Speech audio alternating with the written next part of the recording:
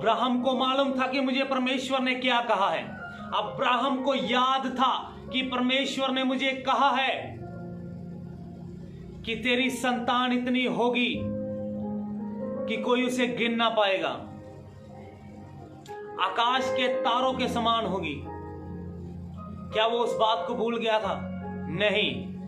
नहीं भूला था। और वह विश्वास था उसको कि जो 100 साल की उम्र में मुझे इसहाक दे सकता है, वो आगे 150 साल की उम्र में भी मुझे देगा।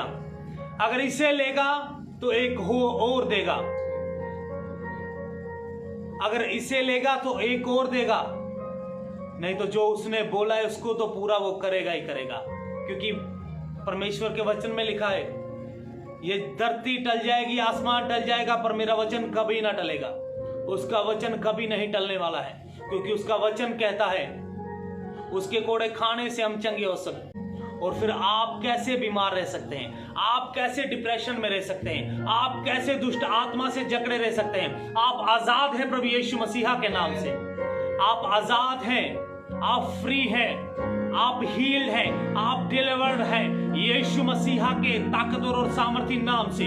आप जयवंत से बढ़कर हैं, क्योंकि प्रभु यीशु मसीहा का वचन हमें बताता है कि हम जयवंत से भी बढ़कर हैं। हालेलुया। और जैसे ही हम वचन 8 में पढ़ते हैं, अब्राहम ने कहा, जब उसका पुत्र उसे पूछता है जाते हुए कि हे मेरे पिता, अब्राहम ने कहा, हे मेरे पुत्र, क्या बात है? उसने कहा, देख, आग और लकड़ी तो है, पर होम बलि के लिए भेड़ कहाँ है?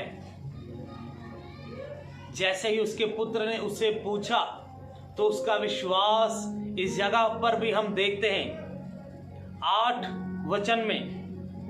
अब्राहम ने कहा, हे मेरे पुत्र, परमेश्वर होम बलि की भेड़ का उपाय आप ही करेगा।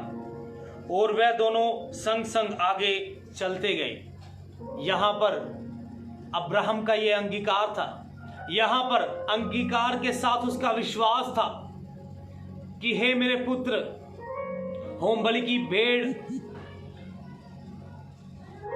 परमेश्वर खुद उपाय करेगा, खुद मुहैया करवाएगा। और आप आगे ही उसे पढ़ सकते हैं कि जब हम 13 वचन में पढ़ते हैं, तब अब्राहम ने आंखें उठाई और क्या देखा कि उसके पीछे एक मेढ़ा अपने सींगों से एक झाड़ी में फंसा हुआ है। अतः अब्राहम ने जाके उस मेढ़े को लिया और अपने पुत्र के स्थान पर उसे होम बलि करके चढ़ाया। हालेलुया। आप इसमें अब्राहम का विश्वास देख सकते हैं। यह उसका विश्वास था, यह उसका अंगीकार था।